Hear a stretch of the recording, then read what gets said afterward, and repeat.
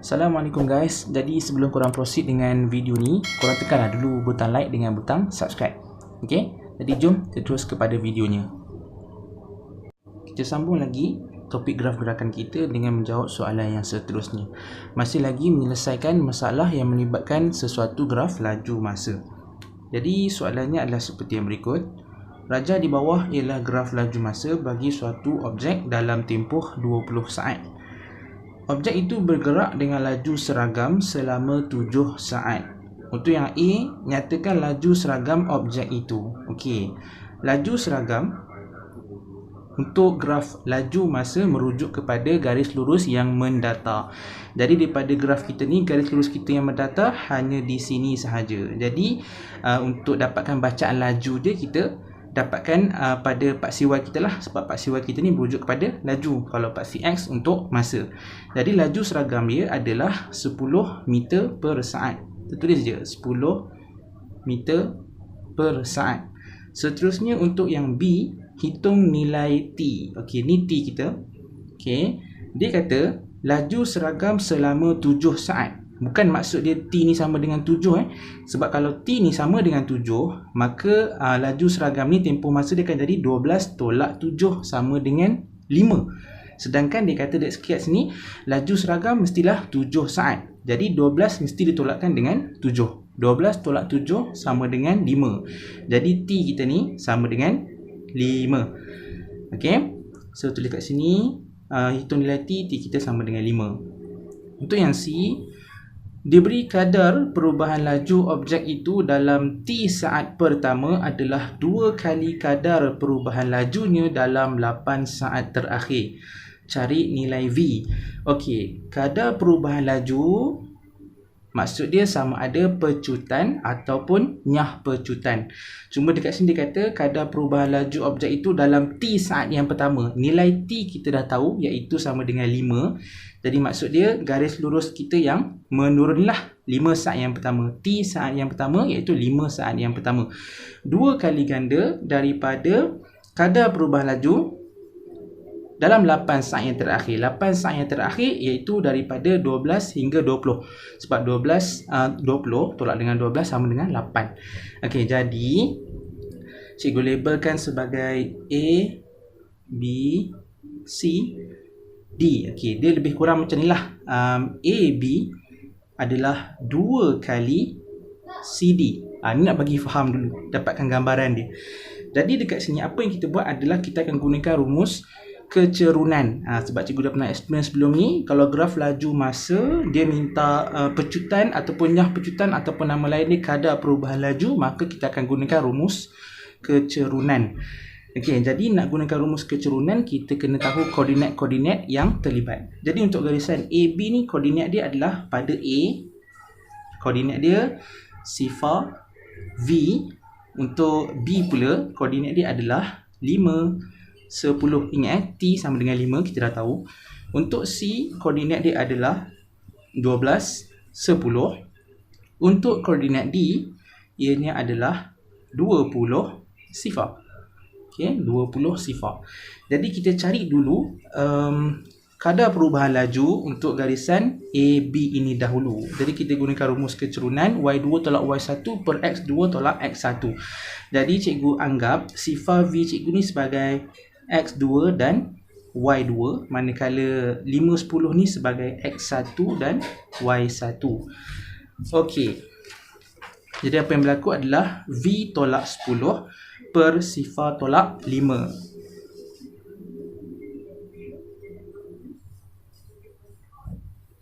Okey, sama dengan, ingat balik tadi kita dah sebut dah, untuk AB ini, okey, AB sama dengan 2 kali CD, okey, kecerunan dia, okey, 2 kali kecerunan CD. Jadi sama dengan 2, okey, kita cari pula untuk yang CD pula. Okey, cikgu anggap 12 10 ni sebagai X2 dan Y2, 20 sifar ni sebagai X1 dan Y1. Maka dia jadi 10 tolak sifar per 12 tolak 20.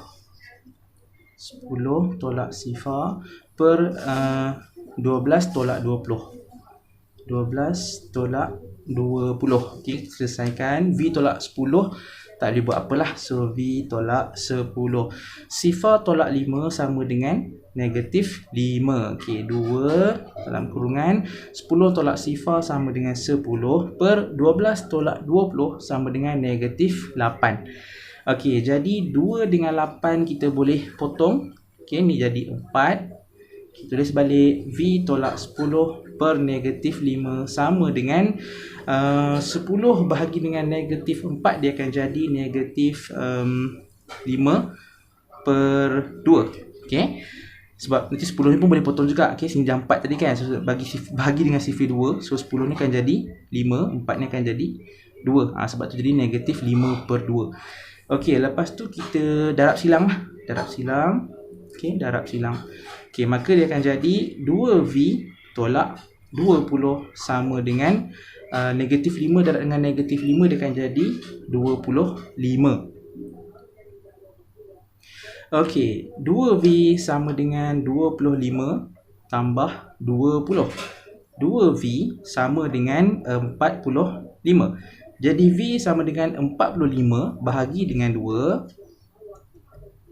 sama dengan 22.5.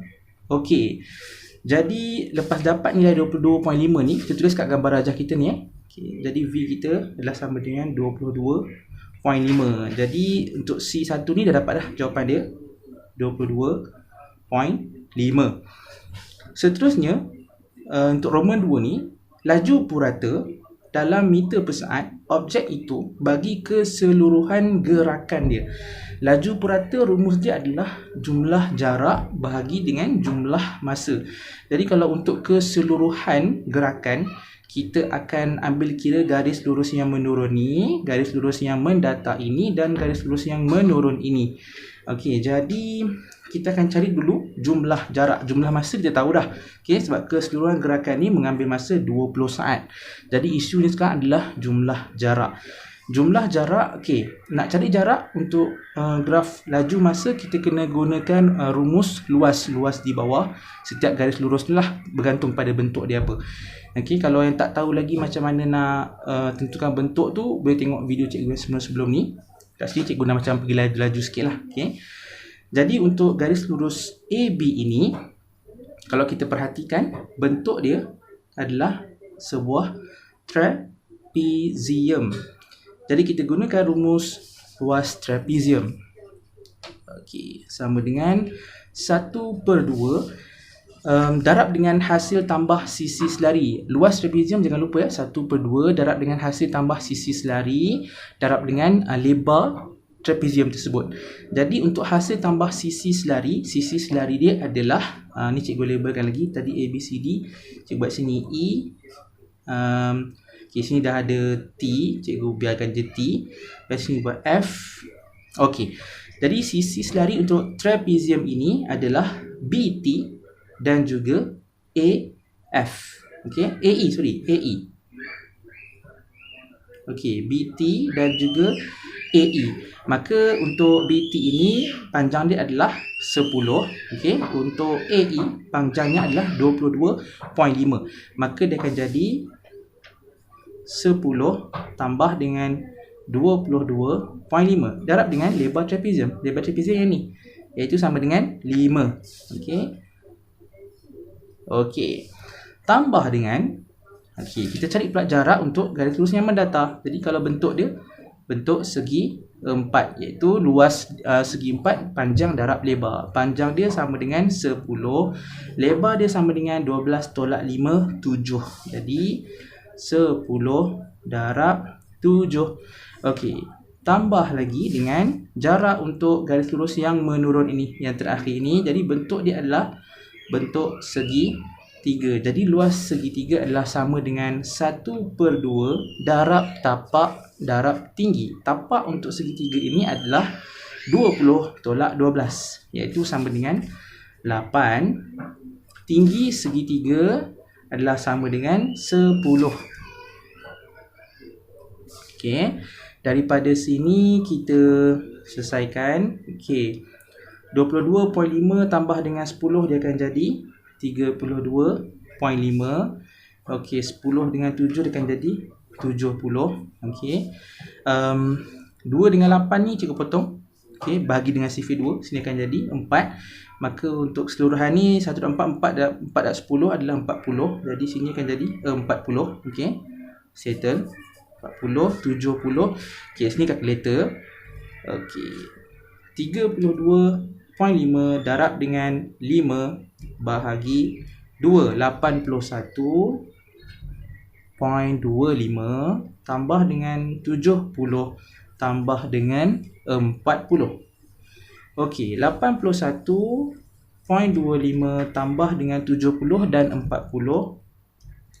maka dia akan jadi 191.25.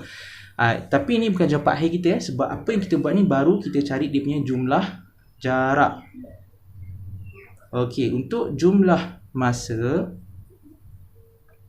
kita dah tahu keseluruhan gerakan ini memakan masa 20 saat. Okey, jadi balik pada apa yang diminta iaitu laju purata. Laju purata rumus dia adalah jumlah jarak bahagi dengan jumlah masa. Maka jumlah jarak kita tadi 191.25 bahagi dengan jumlah masa kita 20 saat. Okey, jarak kita dekat sini berdasarkan graf ni adalah dalam meter meter, masa kita adalah dalam saat. Jawapan akhir pun dia nak dalam meter dan saat. Jadi tak perlu risau untuk tukar-tukar unit. Okey, sini kita punya meter, sini kita punya saat. Jadi kita bahagikan je lah 191.25 bahagi dengan 20, maka kita akan dapat 9.56